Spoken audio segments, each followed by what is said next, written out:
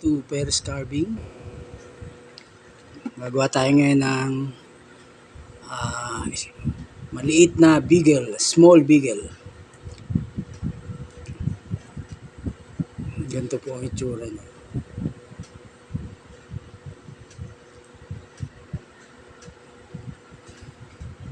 Gemelina wood.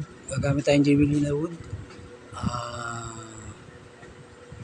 1 by 3/4.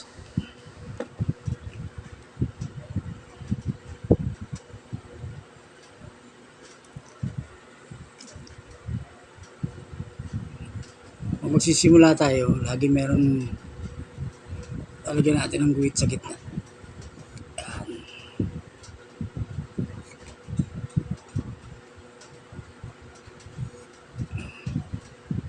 Ano magsisilbing pattern natin para malaman natin kung pantay yung ginagawa natin. Natin siya rito na dalawang guhit ulit.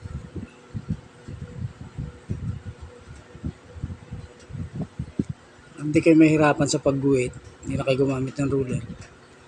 Yung lapis, tatapat nyo lang kung saan nyo eksakto yung guguhit. Tukod nyo to, kahoy. Ganyan. Pantay na yan. Para malaman nyo kung pantay, tapat nyo rito. Lagyan natin ang guhit dito.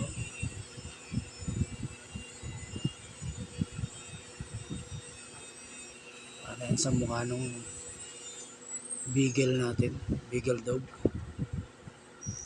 Ito sa parting ulo.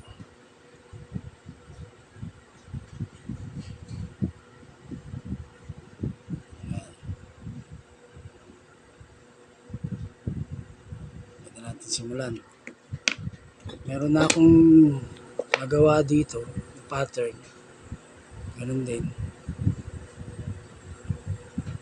para mas mabilis. Dito natin sisimulan.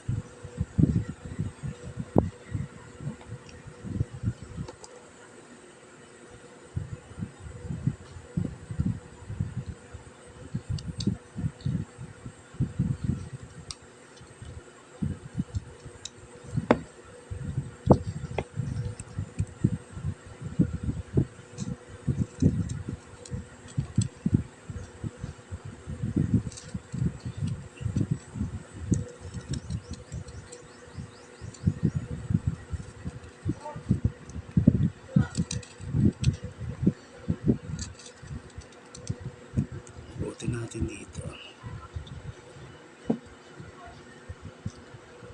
Katulad niyan pag ganyan at yung ayaw tumuloy nung kutsilyo nyo sa kabila kayo. Minsan kasi yung takbo ng kahoy yun. Kailangan susundin nyo yung takbo ng grain. Yung grain ng kahoy. Pag kinontra nyo siya, masisira yung curve nyo. Maaring matapyas, mahukay, lumalim siya. Kaya mas maganda yung susundin nyo yung pinaka-grain. Mga nagagawa sa kapitbahay. Nag-grinder.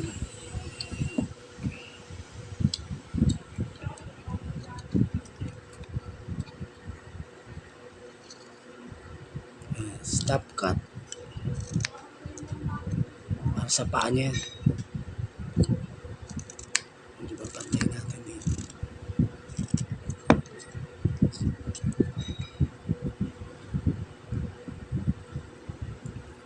Nandyan lang muna tayo.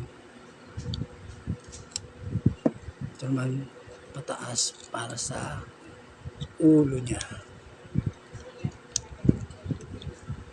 Dahan-dahan lang. Kontrolin natin kasi baka putol. Trabaho pa yan, didikit pa. Gagawa kayo, lagi kayo may naka-reading super glue para just in case may mabali. May specific na brand, basta yung dumidikit sa kahoy, ayos na yun. Lagi naka-reading ganyan para pag may nadisgrasya